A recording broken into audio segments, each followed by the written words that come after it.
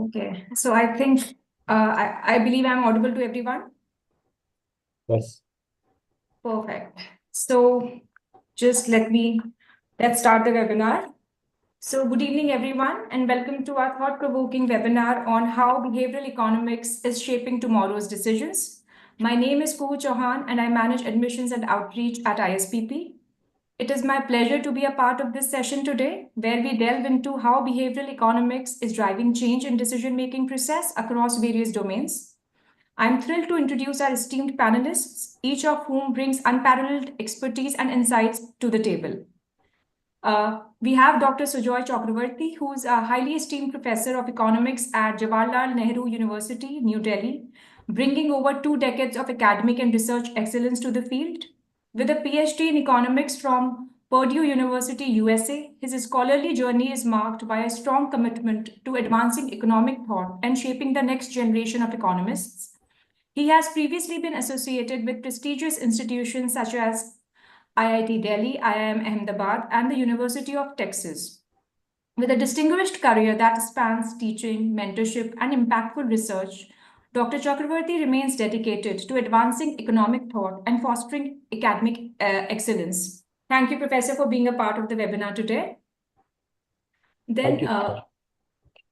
We have Dr. Naveen Bali, who is a distinguished economist with a specialization in public policy and a notable career dedicated to advancing sustainability, data analysis, and economic modeling.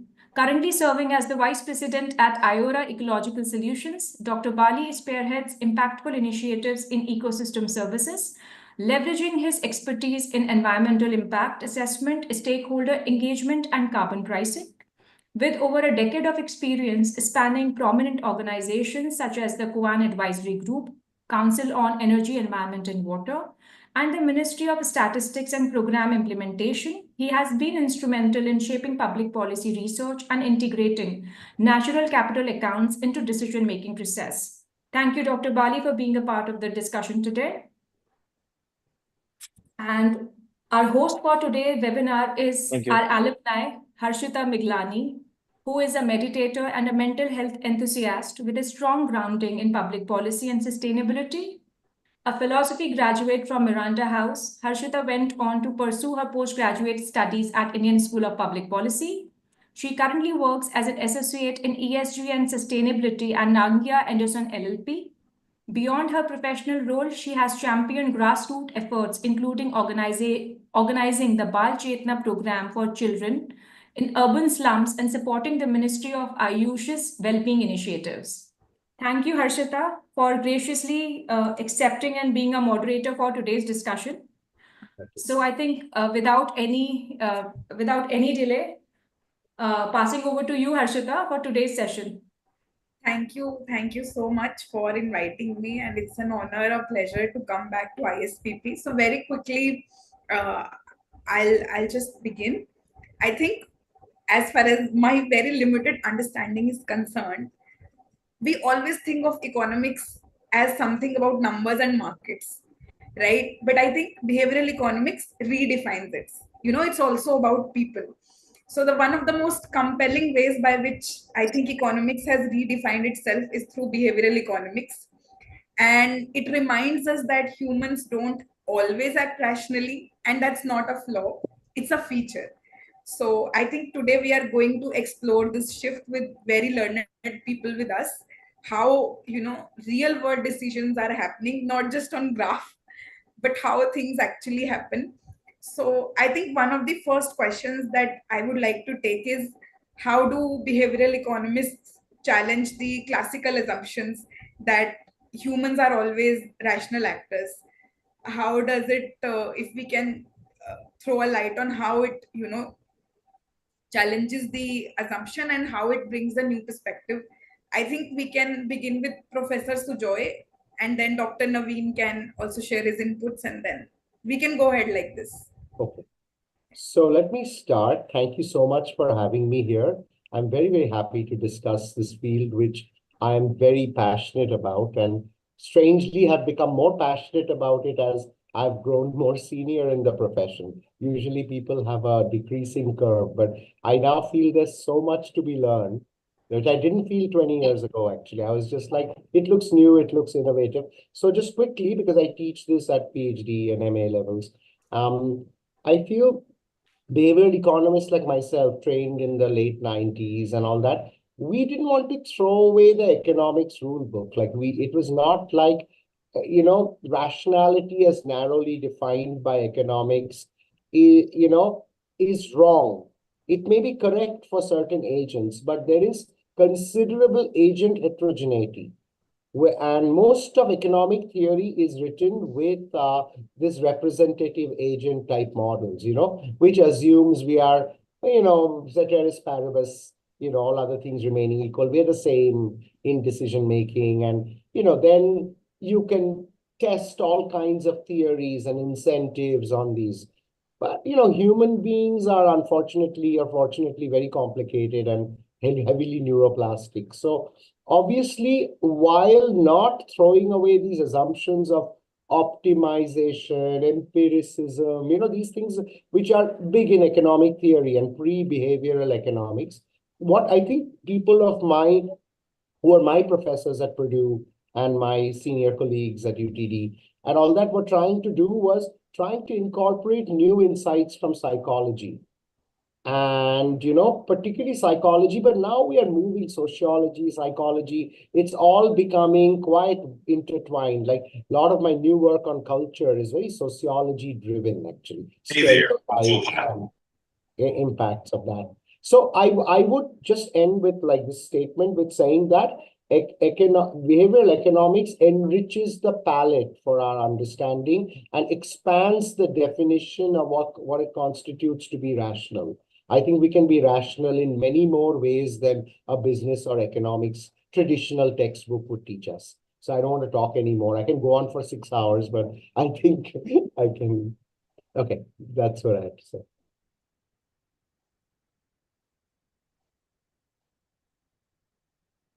Dr. Naveen, I would love to hear from you. What are your thoughts? Hi, thanks everyone for the opportunity. It's always, my passion as I grow over, just like Professor has already shared his insight on basically two things, which is one, of course, is behavioral economics and why that's why I'm here. And other is also on the uncertainty economics. These are two things that, fascinates me a lot. And I think over as we go into the world and, trying to understand risk, I think one of the things that people forget is about uncertainty, which is another different topic, but highly linked with the behavioral economics. Ultimately, what I will, just going to add upon what Professor Sujoy said, and I totally agree with him that, we don't want to on say that, well, whatever we read in the past is, something that we have to just throw it out of the basket and, take away the new concept, which is behavioral economics. To me, I think everything which is there is, I take it everything or each and every concept, even in economics and beyond, that is as a very biological entities, just like you and me, our biological entity, we are living, we are evolving, and over the time, I feel that, even subject as economics also evolves over time, and whatever we are today learning about, behavioral economics and going beyond it is also kind of evolution of economics over the time. Over the time, since we start very early, we talked about all this rationality, and now when we go and see over the things, we find out that more or less, people are not rational, at least for majority of time. Giving treat to a friend or family is certainly not going to fit in any of the model in the traditional way. It may, but not in exact way. So the ultimate decision or ultimate goal of reading and understanding economics lies between how people make decisions, and over time we are trying to fine tune and trying to learn over the time that how people are behaving and how they should have behaved. And I think the blend of bringing in the aspect of behavioral into the economics is basically trying to just make fine tuning on the existing learning models, and then finding out what works best and in what way we can understand the or predict the behavior of the micro agent. That is where I find the space of behavior economics today. And of course, again going back to behavior economics along with uncertainty economics is basically the world which we live in, and we know better from last 1 week what is going on in the world even today. with Yeah. China getting another kind of impact of the tariff now gone over 200%. I'm rooting for over 400% now. So that is where I'll just stop here, and of course I can also say a few more things on this, but I'll just reserve my thoughts over here and probably like to learn more from Professor on this. Thank you. We'll all learn from each other. So, Yeah. Yes, yes, So I think one of the things which is coming from this discussion is the reflection part, right? Professor mentioned how the palette has changed, right? And Dr. Naveen mentioned that the reality is different. We all know how things are.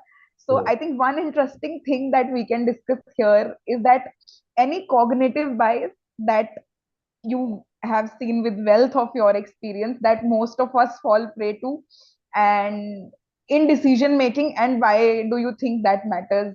Any particular reference which you both have observed, any bias or any mental shortcut Mhm. that you have seen people taking?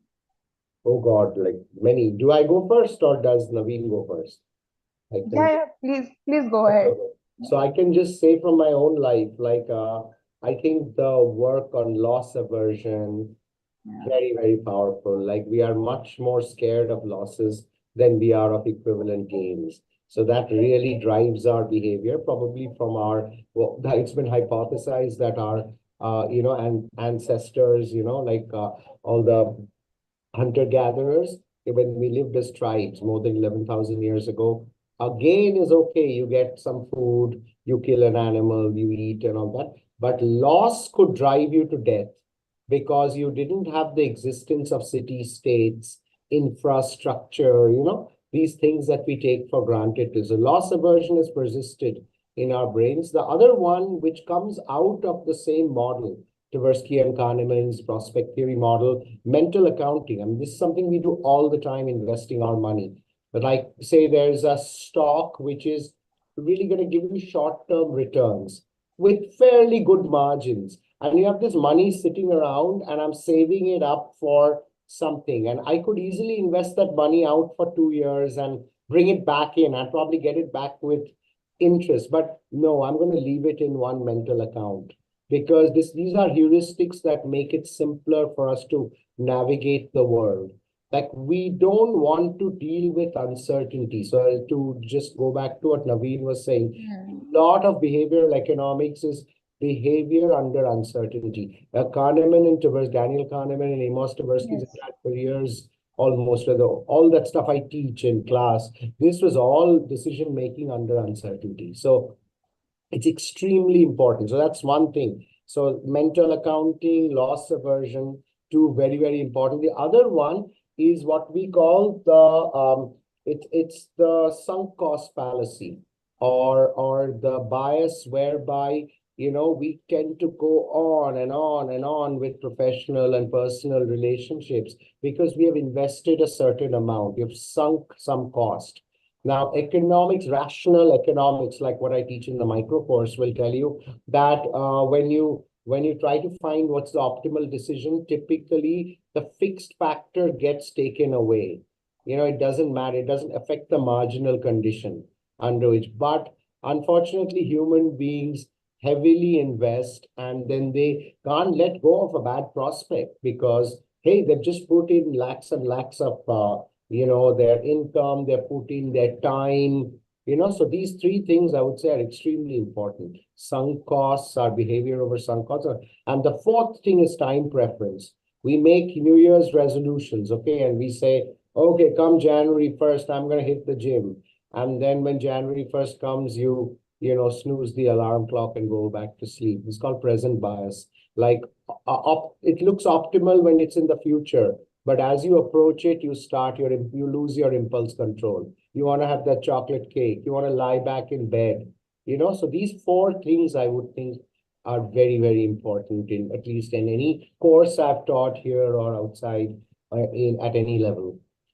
Anyway, that would be the four things from my own life. I've done all these things, sunk costs, all of this stuff has happened. This is all a page out of my own life in various stages, and I see it being reflected in controlled experiments and such like, you know. Dr. Naveen, if you will. Yeah, I mean, rightly pointed out by Professor Sanjay. So basically going back to literature, and we'll find plenty of examples coming from there. And few of mine are basically, I mean, day to day, what we look into, I mean, kind of the coupons that we get on the, let's say, after doing every UPI payment. And these, most of them are nothing more than a nudge. Like they're probably trying to tell you, please go ahead and do some more business with us. And there is some sort of cognitive bias over there. For example, my mother will have one of the oldest phone, and we'll keep telling her, please buy a new one. She will basically not gonna buy it because she thinks that all those whatever she has learned over there might get lost because she is still with that dial phone. So I think that's again kind of that there is something better for you, but you keep on sticking to something because you're invested and you're not let go of those kind of things. That has happened a lot with me.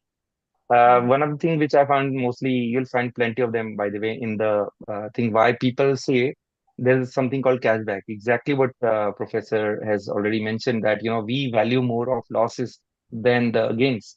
So if somebody say that you win 500 rupees, we'll say, okay, so what? But if somebody say you get a cashback once you do it, then you get money back, and immediately we're like, okay, okay. So the cashback policy basically works on something on behavioral economics very well. Another thing which I'll basically say is, there is also some sort of cognitive. For example, we've seen a lot of movies when there is somebody from my state, like Punjab. There is a random some drums starts to play. Although now people are getting sick of it, but early it used to be like, okay, this is very very typical of a Punjabi. You say something random. So those are cognitive bias. So if you see somebody in white coat, immediately say maybe he's a doctor, and then there is nothing wrong in it. I mean, what I'm saying is there's a scope. If we go deep into our behavior, there is a scope that we can improve on it. I'm not saying there is, these are tests that says something is wrong with that. This is how we are, evolved. This is how we live in system. And over the years, we have become one of the most dominant species on planet. So something must be going right over there as well.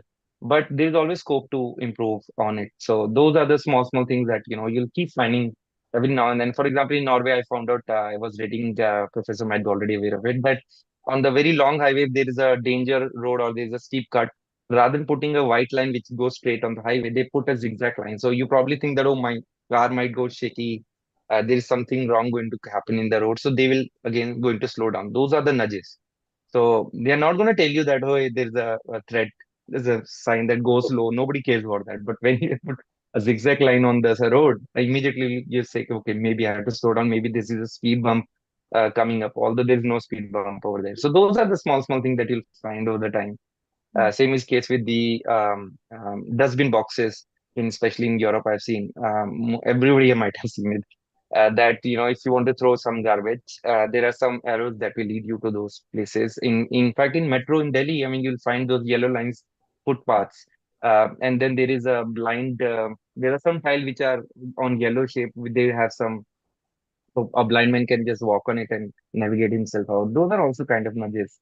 And there are so many things for nudges that we can find on daily basis. We just have to sit quietly and see around us. There are plenty of things that marketing companies, especially, basically clapped on this before a common person has happened. So you'll find a lot of things getting nudged, getting rolled. For example, take an example of Amazon Prime sale. They will show you that this price is this, and now they cut the price of iPhone, and then they show you this price. Plus, on top of that, there'll be a bank charge.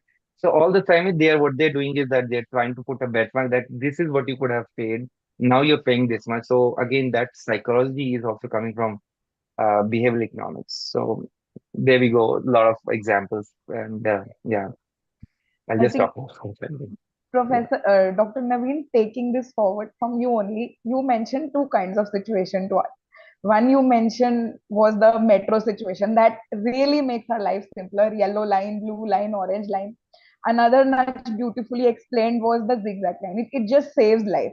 But simultaneously, you also mentioned about the UPI thing, right? That it's again a nudge. And sometimes I believe when the advertising cost and the marketing cost come into the picture, sometimes it tends to become manipulation also, right? That course.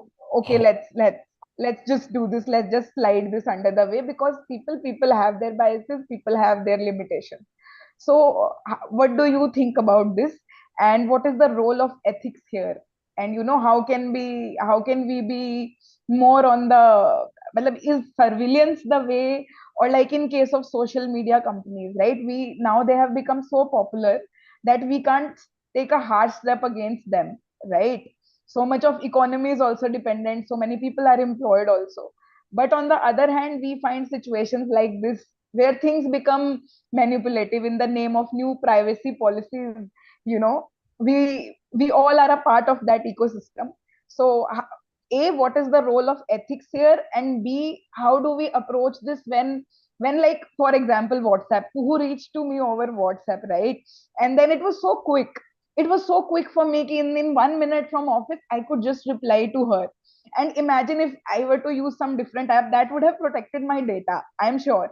But the ease with which we were able to connect, that was missing in other apps. But if I think about the ethical part, then I am not too sure of the answer.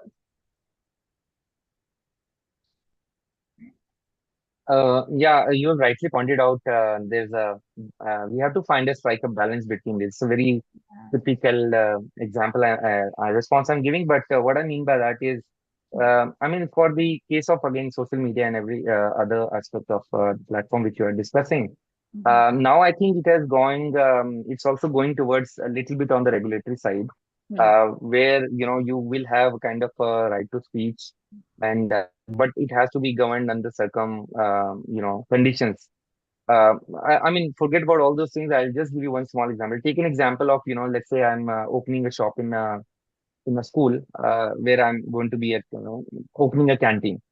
So I, as a rational person in the traditional sense, want to maximize my profit, and I can be very selfish. I know what kids want, a lot of junk.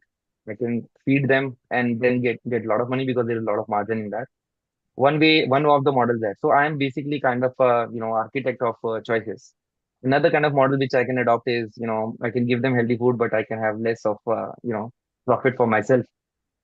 So those kind of things are there. But at the end of the day, I have to also see that those customers has to, I want to make a short-term gain and just run away to some other school, or I will also treat them as a on the ethics, like they are also human being. They also deserve kind of a better kind of thing, and it will be also good for my market because then I can get a sustained long customers as a canteen owner, and I can maybe get a more renew from the authorities rather than just running with the fast food.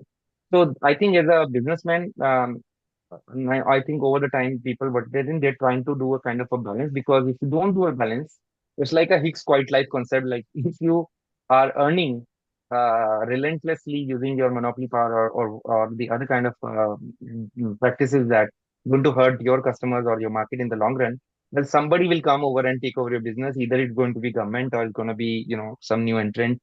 And if you're going to do it more ethical wise, and you're going to have a kind of a mixed match between, you're going to have a balance between ethics and your profit maximization approach. What happens in the long run, you get to where you want. But again, in this case, in your social media, and this where there is kind of a narrative building and all. I think I have just heard today only that US is basically trying to see and that what other kind of people are talking on pro and against, and then probably in the future they will try to not give them visas and all. So they're coming up with their own things. But I'm not trying to pinpoint US here. But what I'm saying is that over time, government is also doing some sort of regulatory role within their jurisdiction, like in case of sometimes the government has to step in and say that particular kind of tweet should not be regulated. So they're so it's very very kind of and we are in a system where actually we have to wait and watch and see what goes ahead, rather than we telling ideally as a theoretical point of view. I'll say that maximize for the long run, which will be trying to find balance. But if there are some rules of game that can play dirty and can get away, I mean, then I think some sort of rules has to be also being in place. I mean, Professor can probably Yeah. share his thought. That's what I feel. Thank you. I would love to hear from Professor. What does he think of the role of ethics and how do we approach? I mean, I seriously think that it's a little bit of a straw man because obviously there is a violation of ethics, right? I mean, if now you if set your ethical stance as, if very harshly in some sense, so any kind of nudge given to people, if it makes them goes against what they value, and you're manipulating them to do something else, so-called for power, it's called libertarian paternalism. That's what those guys, Taylor and Sunstein, called it, because paternalism, because we think as policymakers we know better than the modal voter, the modal citizen. We know more than them. So, and it's a libertarian because we don't kill all their choices. We don't tell them this is banned, that only you can buy that. We tell them that, hey, choose, but know what the things you're getting into. So to give them information in a certain way or show them certain sets more than other sets, which is choice architecture, all of that. And so given by strict ideas of manipulation, it would all be manipulative. And it's been manipulative for generations now. You just need to watch like OTT shows like Mad Men and things, these advertising people in Madison Avenue in the, in the 50s, and see how manipulative they were to sell products, of course. So I feel that this kind of manipulation of people, saying things, putting information in a certain way, putting your words in your mouth, a little bit, has been done by governmental and non-governmental entities forever and ever. I mean, the earliest ideas of nudges and things were done in England, and the British nobility had an idea that you needed to introduce things in a certain way. So I think even before it was called behavioral economics, people understood the role of but economics is the resource allocation with kind of inanimate objects, capital, and then merging that with labor, which is what. But the idea that for all of this to be productive, you need a certain behavioral slant in the population. So Adam Smith, for example, a very early adopter of behavioral economics in the 18th century, talked about things like empathy, sympathy, talked about cooperation. And he said that, just greed and just competition is not going to get you anywhere. So that's what I got out of Adam Smith, actually. I don't know. A lot of people get a lot of things out of Adam Smith. He's the most abused economist in the history. Like, people pick up a little sound bite from him and they use it to justify something. But having read both Wealth of Nations and The Theory of Moral Sentiments, I think that's what he was trying to say, that business is good, exchange is nice. Don't mess it up, guys. Just do it in the right way. Cooperate with each other. Be ethical. Be sharing. Be cooperative. So both David Hume, his guru, and he actually advocated for that. And somewhere these messages have been forgotten. And what I saw being presented in MBA curriculum when I taught in MBA schools was all this hard competition of like this short-term business. I think the entire business of economics from the 1950s to about 2000s became very arrogant and short term.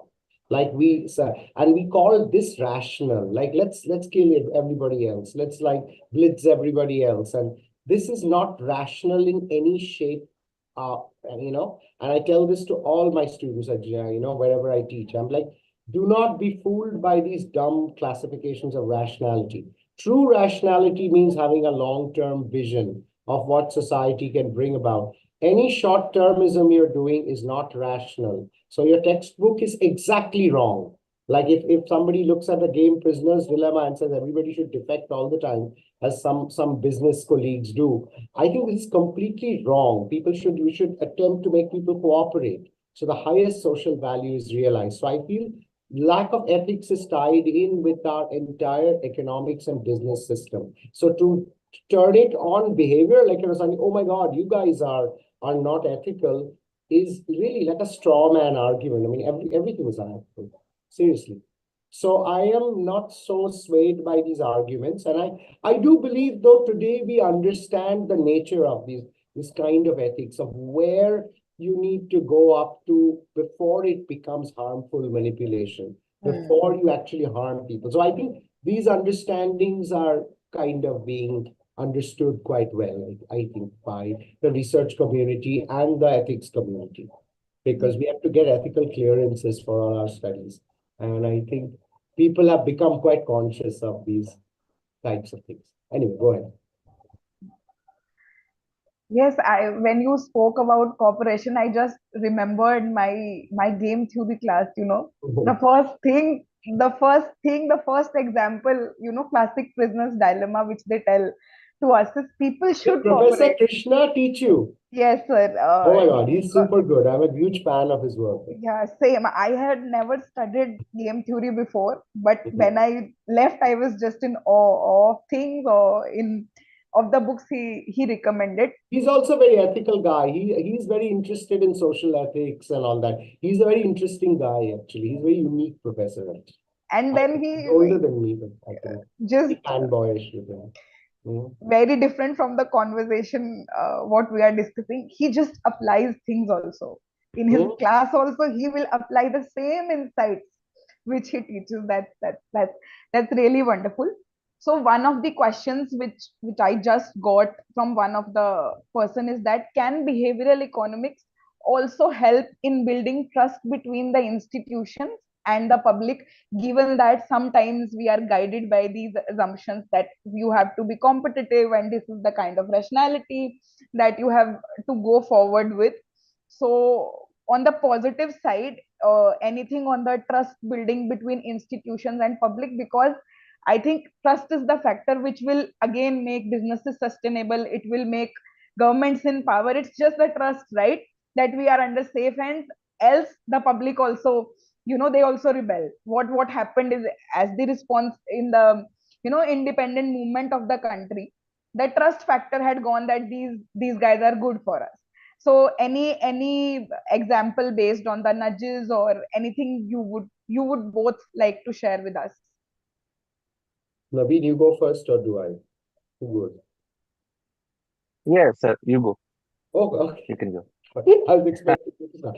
Anyway, so I feel that I now big part of my research agenda is working on culture, and this whole idea that culture and norms, cultural norm really drives this trust, actually. So I have a project now which I've started with Shagota, who's at Ashoka, and a colleague who's in New York, which is on looking at what the public thinks of institutions. Is there institutional trust or not? And the presence of institutional trust does amazing things to economies. And a good example of that is David Putnam's work, which is not quantitatively that great, but I feel that the descriptive Northern Italy, Southern Italy model that he has, he's a professor of political science at Harvard. And he has this work which shows that Northern Italy has a lot of social cohesion. People trust local institutions. People trust other strangers in that society. There's much more of that than in Southern Italy, and how he links it with prosperity. So I feel that there's a lot of interesting work, and trust is not something you can just get by throwing investment. Like just buying a few computers won't get you trust in anything. You need actually to set up processes which are followed by both parties faithfully over time, so that it creates a kind of constancy, a policy constancy. And that is extremely important. And I feel that, that trust in others determines this whole of how we govern. So there are now studies, and I teach them in my course. I taught one at ISPP when I came. This idea that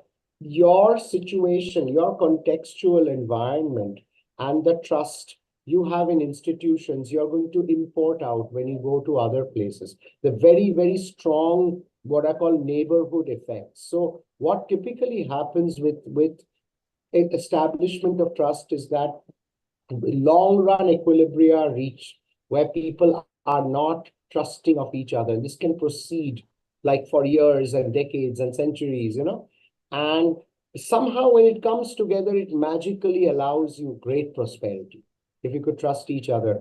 And I feel that one reason for ethics, I feel that the ethics need to be practiced at a larger scale.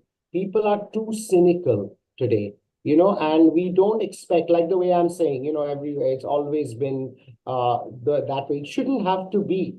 And I find this is because of the very narrow definitions of rationality that we kind of propound. Instead of saying a longer term trust building exercise, we'd rather have short term profit making, you know and I think somewhere fundamentally that needs to change. And I think one reason, and the northern countries got this sooner than us, is because, of course, through wrong means, I feel, through colonialism and stuff like that, but they had enormous amount of social surplus to actually build up institutions of trust. In countries like ours and other countries in the global south, which have always had a resource constraint, I think the motive to be dishonest and cut corners is much, much higher. So some of it, I don't think, is the fault of the people of India. And I am not of the type who thinks, you don't complain. We should complain about certain things because certain processes take a long time to build up. So I suspect that we are still suffering that hangover of 60, 70 years, which is not that long. And I feel that ethics needs to be separately grown. It needs to be taught to people. Like when I was in school, and I went to a pretty nice school in Kolkata, but when we had history and civics, yeah, we're interested in history. Civics, everybody thought was a big joke. Now, today, I look back and I think, wow, man, those were the principles, cornerstones of humanity, fundamental rights, understanding of ethics, but we thought it was a big joke. And when I went to America and I saw how deeply this is taught, and European societies and on how to be ethical in the right way, how to interact with people who are not your kin peers, but people you meet professionally, this has to be taught. This cannot just be imbibed. If it is not taught, then you get wide differences in institutional trust, ethics, depending on where you come from, what your governmental history is. And India is a mass of that. We don't have any consistent idea of ethics also. Culture further muddies it up because, different cultures have different kinds of cultural relativism that comes about. And what may be ethical somewhere may not be seen as fully ethical. So for countries like India with very heterogeneous cultures, it further trust becomes a very problematic thing. Conception of ethics becomes very difficult. We need to address this on a war footing, and we need to do it specifically through school curricula. I think teaching kids how to be ethical, how to respect difference between each other, how to tolerate differences and actually cooperatively work together. Indians are very bad at cooperation. This is something I have learned from them. We are very good at forming our own little junds and fighting with other people, just like we have for centuries and centuries. Okay, we need to make a break with that. Maybe younger people like yourselves can, get us on that way. I'd like that. Okay. Professor, to that, I couldn't control myself. I just have one, a follow-up on that. When you said, of course, Indians are not very good with cooperation in terms of they form their own little groups and whatever happens, whatever happens. Having said that, how behavioral economic insights or strategies, principles per se, can actually help in being more inclusive, be it public policy, be it in policy making, that inclusivity and equity. If behavioral economics can play a role there. Yeah, I think I think there are two ways of doing this. I feel that one is, of course, the way of intellectually telling people, hey, you're making a mistake, correct your ways. So that's another, giving informational nudges, giving boosts, nudges. The other way, more and more, I feel after, I've been meditating now for many, many years. And I find that mindfulness, I'm even a PhD student now who wants to do work on mindfulness and its impact on tasks and impact on things like how cooperative you become. So we're planning some pretty challenging experiments now. And I feel that for me, at least personally and experientially, I think mindfulness has really helped me to kind of deal with this and all that. But I think there are behavioral ways. Unfortunately, behavioral economics is only concerned about intellectually teaching you how to do things, okay? Or what people say are things like which is it has got a bad reputation for manipulation. Oh, you're showing people opt in, opt out. You're making fun of people's, like, that's what the big thing is, that, oh, you're making use of people's stupidity. Like organ donation में opt in से आप opt out कर दिया और ज्यादा लोग organ donation में. But that's not nice, because a lot of these people may not have wanted to donate their organs. You just exploited. I don't know if you guys know this strain of economics behavior, like opt in versus opt out. This whole idea, like opt in में कोई नहीं करता है, अरे यार वो टिक करना है, and opt out में टिक करा हुआ है, like you just go through. But I'm not sure that, I think they thought it was a big triumph, but I think you need things to come from inside. Either intellectually telling people, अरे ये खराब है, ये ठीक है, ये करो, वो नहीं करो, is not going to work. That's number one. Number two, I feel that it's also not going to work if you are going to trick them. Put the fruit at the eye level. This is the things that we teach in, like, Nudge, that book has. Like, don't show them the fried food. It's there. Like, shit, where is the fried food? Arey, thoda fruit kha lete. This is not the, you want to make your country like this. So I'm not fully supportive of nudges. I mean, I'm not anti them. I'm not blanketly anti them. But I feel somewhere a little thought needs to go into it. This other thing I said is more experiential. It's not something to do with, I feel, getting people to be together, organize. I feel organized retreats. In some ways, in JNU, I find that, Punjabis come and some Tamilian comes and some Kerala person comes and some Ladakhi comes. They don't know what the hell each one is about. And then suddenly over 2 years, something magical happens. They actually understand each other. So somewhere I feel that we need to also desegregate our communities. We need to make people meet. Then this weird politics of hate that we see sometimes in the country won't happen, because you actually know that guy is okay. You don't have to depend on someone giving you nudges. So I feel that these experiential things, mindfulness, socialization in a certain way, which are not telling you, hey, do the right thing, hey, do this thing. It's not this kind of prescriptive thing, which I have a problem with nudges with. So I think if you can make people experience each other, experience culture, each other's cultures, I think that's very, very powerful. And I suspect, I could be wrong, that's the way forward in society. I don't know. I'm making very strong statements, but professors are supposed to make strong statements. To this, I just want to add, I'm so sorry, I'm a little bit intervening in this session. No, I'm glad. Very Keep engaging going. session, It's a though. nice, it should be a So conversation. when we talk about behavioral insights on so many levels, Dr. Naveen, this is, I think I'll direct it to you in terms of, taking care of an organization, in a business organization. When we talk about how behavioral insights actually would help, say, in employee engagement per se, or be it customer satisfaction. So at a larger point, of course, behavioral insights would help in multiple ways. But if we talk about it in an organization as a whole, if we talk about as a corporate organization as a whole, then how would it help in, say, of course, that employee engagement? There's so many factors to that, and then a customer satisfaction part. Yeah, firstly, I'll just go back to the earlier question, which was about the trust. I can give you a few examples on that as well. One of them we can say is about, let's say, something like UPI. UPI just came about a decade back. Most of the people working on cash, they didn't want to switch to it, and we all have our hiccups. But over the time, just by understanding from peers that they have a good experience coming up with some sort of apps which were coming like Google Pay and all, they basically trying to ease out your experiences of UPI.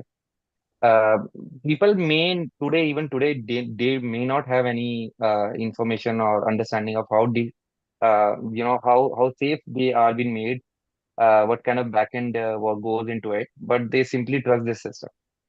So over the time, when you feel that your peers and your neighboring person, the shopkeeper, all are using UPI. Even today, the rickshaw is more than happy to take UPIs. So that is where the trust can come in. Actually, the trust is a very key factor when you're talking about behavioral economics, and trust is basically the pillar. Another example we can also talk about is GST. Most of the time, people initially had a lot of problem with GSTs, and over the time, they're getting used to the system, and over time, what is happening that the portal is also trying to remove all these glitches, and over the time, that has also worked on the trust. So trust is, I think, it's more of the intent. For example, we should never be actually judging the policy with the outcome. That is what I feel. What I learned is that the intention to make the policy should be, upfront. We should always going to judge. We should always judge the policy's success or loss from the intent, which is how what was it intent to make that policy, whether that was a transparent policy. I maybe have a student who works very hard, but on the day of examination he got late because his tire got punctured and he got less mark. Doesn't mean he's a bad student. So the intent and transparency and the trust in the board is one of the key factors. In fact, in case of the COVID times, people took a lot of vaccination. They had hardly any kind of experience of how safe they are, but they simply went for the vaccine. Partly it was compulsory as well, but most of them were, I think, will agree that there was a trust that something has been done by the government, and if the same has been done by something private, it may not got that kind of impact. So I think trust is one of the very core area where when it comes to even nudging or using any other way of behavior aspect, trust becomes very core into that. Otherwise, the other question which Kuhu has asked about, incorporating the behavioral economics into the uh, customer satisfaction and all. I mean, we can take an example of, let's say, Uber and Ola. Initially, people thought like, firstly, there was less trust in the Google Maps. They used to take it to another. Even today, few days back, I found, unfortunately, there was some person who has to lose his life because he blindly followed the Google map in somewhere in east of India. But over the time, you'll find that these things are becoming technologically more reliable. And now we have something called driver's rating. And now also there is a segregation. If you pay a little bit more premium, they'll give you top-notch driver. I'm not saying that, still mishaps cannot happen. They do, but people do try to, look into these ratings, although sometimes they are fudge ratings. Sometimes they are very inorganic ratings, but over the time, at the end of the day, people say that, okay, this driver has a very high rating, so he might be someone I can go and rely on. So these are the places where customer satisfaction mostly goes towards. Even the Swiggy also forces us to, on other platforms also forces us to give some arbitrary rating. And I don't know why they have 5 ratings. They should be yes or no, because banda ya to khana de raha hai, nahi de raha hai, how we can be. But all these kind of things are basically getting incorporated into it. And they're not the foolproof things. They are not the best things in the world, but somehow they make you kind of give you some sort of a proxy of whether you get a satisfaction or not a satisfaction. So that is what we can look into. Other than that, I mean, we can find lot of these customers, for example, get an auto renewal. Although this was a very bad practice of getting auto renewals. Now I think there has been a mandate that auto renewals cannot, they get disabled after some time. Like even UPI get disabled.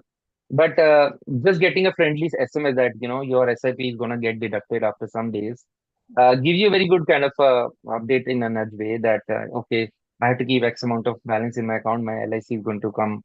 So those are also kind of part and parcel of marketing strategy, which has been inspired from behavioral economics only. So those are things I can right off my head I can think of about that.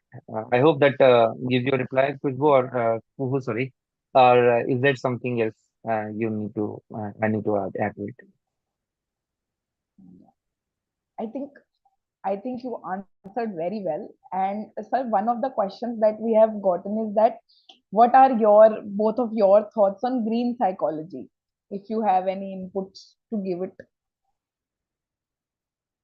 Professor Sujoy, you are Green, yeah, green psychology. Like being more pro-environmental, is that what you mean? I think so. We have got this from an attendee attending our webinar. What are your thoughts on green psychology?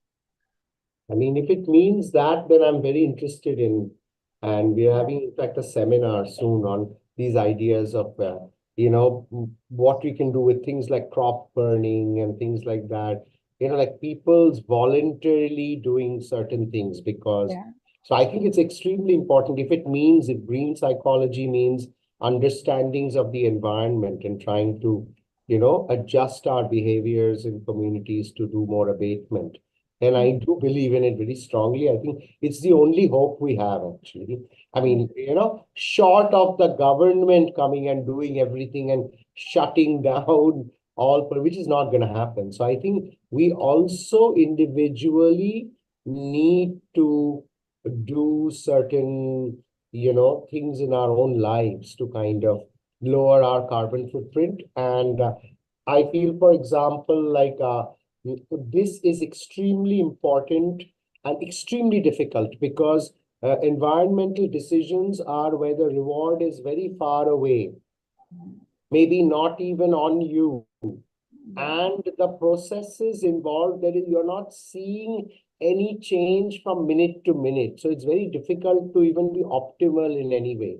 So it's like you're throwing the candy wrapper on the road and its marginal impact on, the climate or it's very negligible. It's a problem. It's like a public goods problem. It's like, it's like a public bads problem. Like the more public bad that comes, the worse it is in the long run. But each individual abatement doesn't count for very much. So it's something that I think needs to be it needs to be perforce explained to people.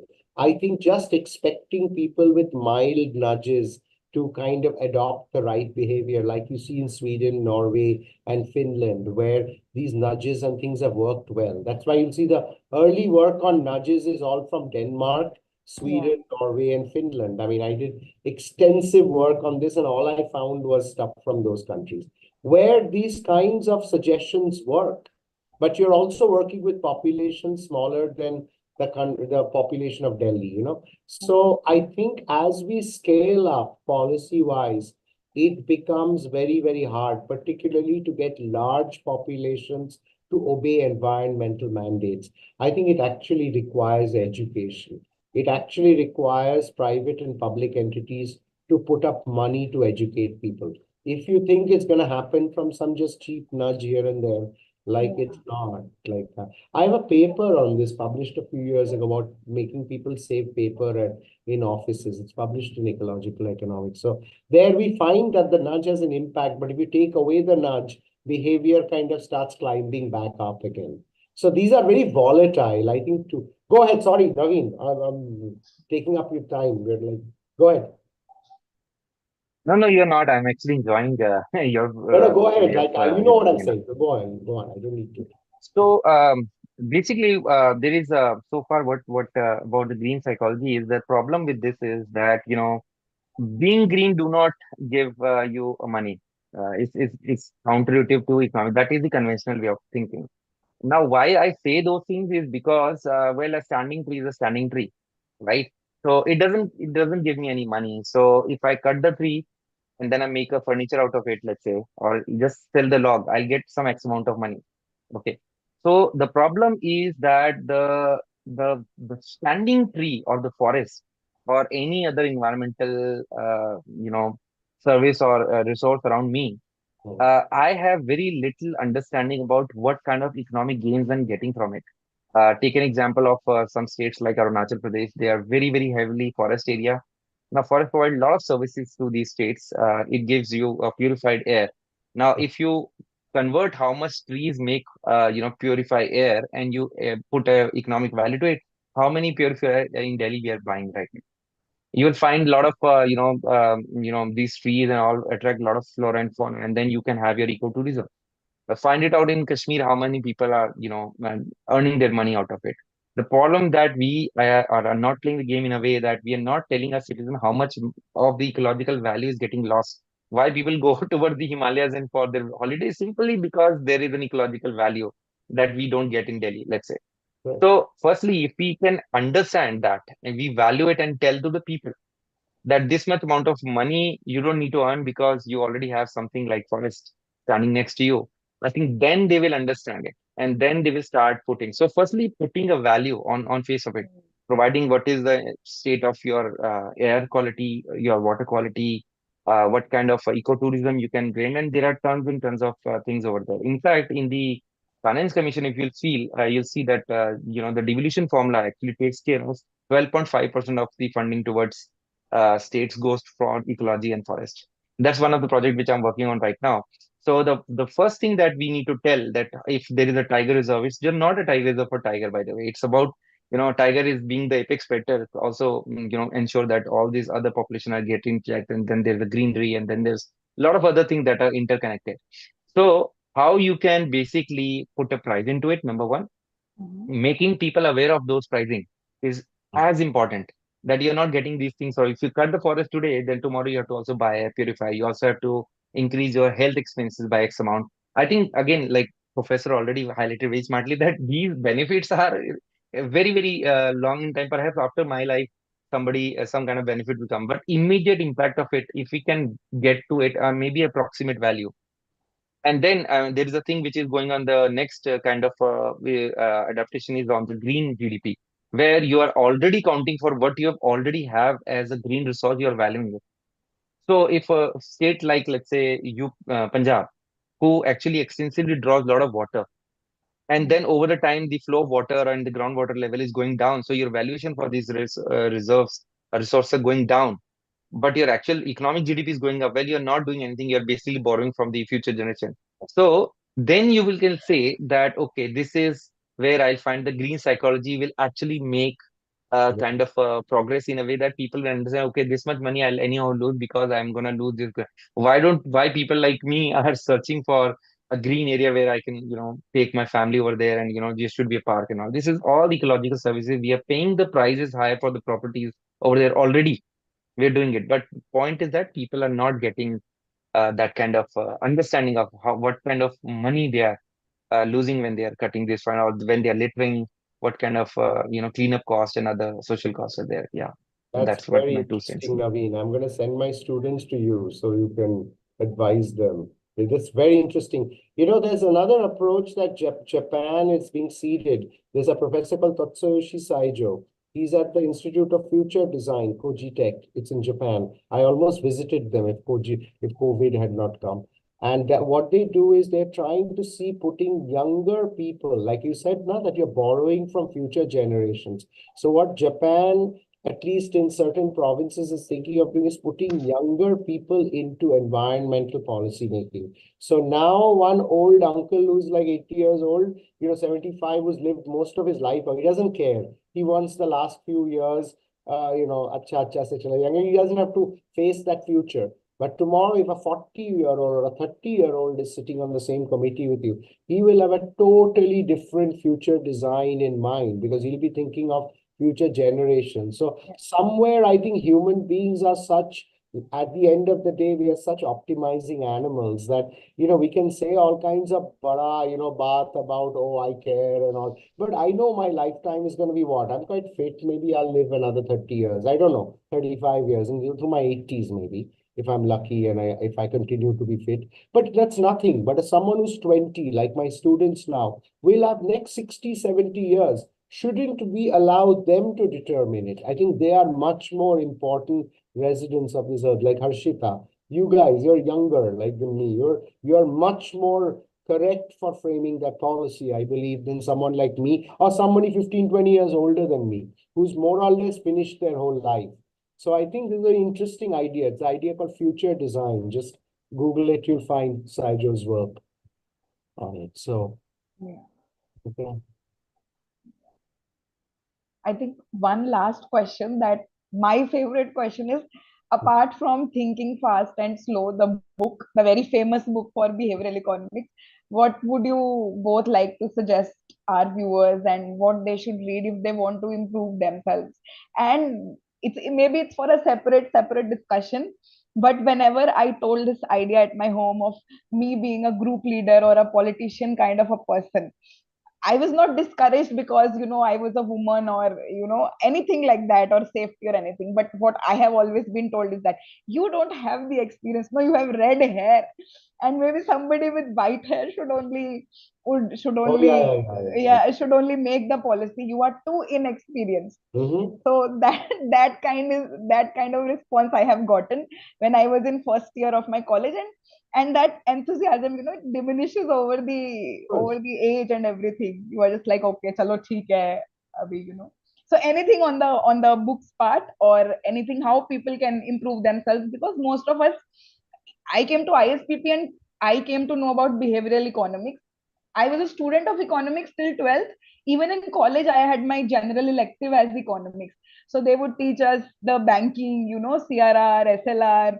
They would teach us macro and everything like that. But I never heard of, that there is a subject called behavioral economics. When I did you learned it. graduate, Harshita? Because I taught it last year and you were not like, I taught it in the last batch. Yeah, 2024. No, at Oh. ISPP, I learned. ISPP only I taught. Oh, so Yeah, at, but it was last year only. Who may know? It was it was complete blast, like, because yeah. I taught it with these guys, Bias, who are this sort of behavioral change company, which I have, which I'm also involved with. So we did a lot of case studies. We did a lot of stuff from the real world, not just textbooks and all that. So anyway, to cut to Misbehaving is great, Taylor's book. Please read that. That's like a more updated Thinking Fast and Slow. Misbehaving. Richard Misbehaving. Taylor. Read that book. I feel a very important book is Joe Henrich. I'm a huge fan of his, who is at British Columbia now at Harvard, economic anthropologist turned behavioralist. His work on weird people. Who are this book? The weirdest people in the world. Joe Oh, Henrich. Please read it. It talks about newer theories that we should be emerging from the global south, because the entire behavioral economics canon is a global north one. Individual decision making. Our societies are not so individualistic. We're more pluralistic. We think more in the S frame, not the I frame. So I think Henrich's book actually talks about how decision making in the global south differs from what he calls the weird countries, which are Western, educated, industrialized, rich, and democratic countries. And he says weird decision making is different from non-weird. So a lot of the stuff we hear about in India, people forming strange stereotypes and all, it comes because we are a non-weird culture. We are extremely segregated. We have all kinds of stereotypes. A Bengali aisa hota hai, Punjabi aisa hota hai, like the way because we need these heuristics in the global south. In the global north, everybody's the same. I lived in America for almost a decade. And yeah, they think Republicans, Democrats, both फर्क है लेकिन फर्क इतना ज्यादा भी नहीं है. They're all very similar. They're all Christian. They look the same. They behave in the same way. They buy their clothes and their goods from Target and Walmart, and you know what I'm saying? But in India, you go 100 kilometers, you're going to have different food, different culture, different language, different habits, different norms. So Joe Henrich, the weirdest people in the world. This is something I keep coming back to. lovely. Okay. I would like to also suggest a few things, not the books. I think I've gone through one of the best course online, which was from, I think, Duke University. They have a very good course.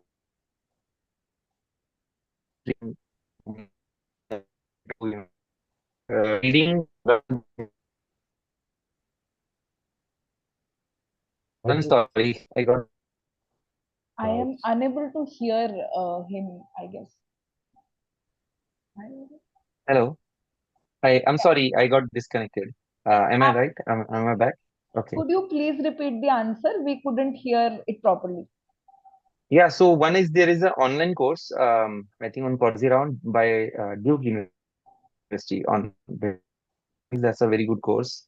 It has about 22 lectures. So if you can want to go, it's a very good course to go basic. Otherwise, there's a lot of talks on uncertainty economics and behavioral economics by Sanjeev Sanyal. There are a lot of talks on YouTube, especially with Richard Thaler. There is, I think, a year back, they had a good conversation.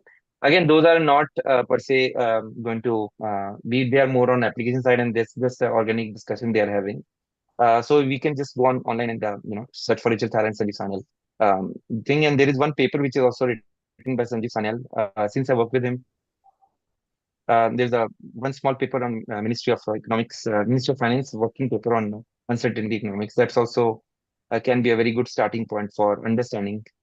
This basically goes back to the theory by 19 uncertainty theory versus the Arrow-Debreu model on certainty. So that is where you can start with that.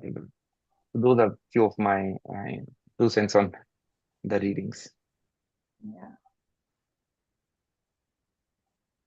I think it's a good time to wrap up the session. Thank you so much for such an insightful session. Personally, I have learned a lot, and I hope our viewers and listeners also enjoyed it.